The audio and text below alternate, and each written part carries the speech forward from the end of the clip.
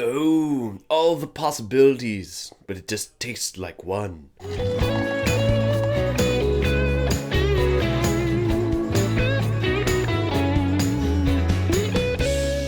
Hey guys, this is my review for episode 10 of Supernatural Season 14, and I will admit, I'm actually kind of pleasantly surprised. This is actually a decent mid-season finale return. Yeah, there's still some cheesiness and whatnot throughout the episode. Actually, the main conflict of the episode, purely within Dean's mind, and the ending too, all allude to the idea that Supernatural might actually be coming to an end. Don't quote me because I'll believe it when I see it, but I actually have some hope, some thought that they actually might be ending the show with this season. Just with everything that's kind of happened, the 300th episode coming up pretty soon, and the guys wanting to make this a shorter season because they want to be with their families more, I actually think that the narrative is coming to an end. Speaking of the narrative, I actually really liked it. The idea that Dean is kind of in this loop, that's how Michael is keeping him caged inside his own mind,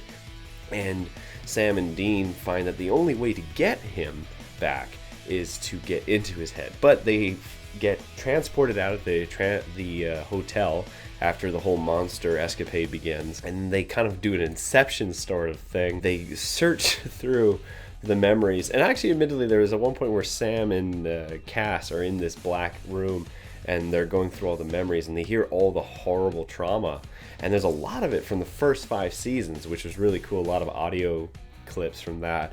And then when the good came, I actually rewound it just so I could have the subtitles on for that part, and there's some funny stuff. There was a lot of talk about strippers and whatnot, but that was actually kind of funny.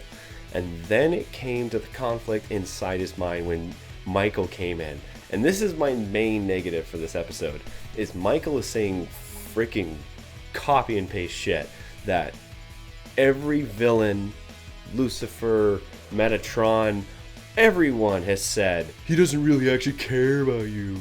He's actually happy when you're gone. I'm like, oh, for God's sakes, give me a goddamn break. Are you serious? Do you actually think any of us are going to be at all compelled by this anymore when we've seen it so many times?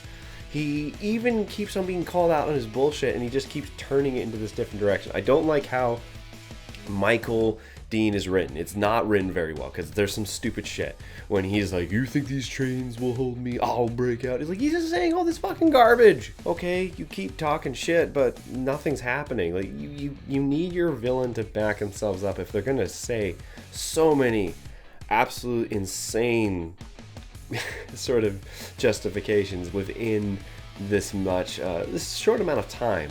So he's the biggest negative, I'll say, for this episode, is almost everything that comes out of Michael's mouth. However, how they trap him with inside Dean's mind, while that technically doesn't make sense, because why?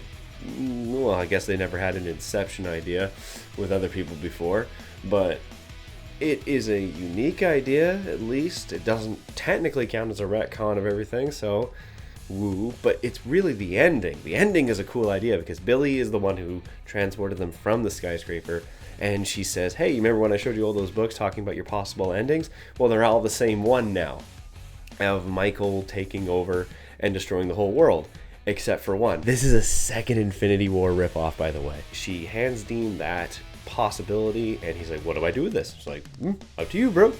And that's how the episode ends. So I actually kind of like this episode. I actually had a genuine enjoyment of this episode. Yeah, there was some cheesy crap. There was some cool references back to a lot of old things like Poughkeepsie, which I thought was really cool. I thought that was an interesting way to bring that word back to this sort of whole conflict. So in the end, I will actually give this episode a 5 out of 7. I'm genuinely surprised with actually how good this episode was.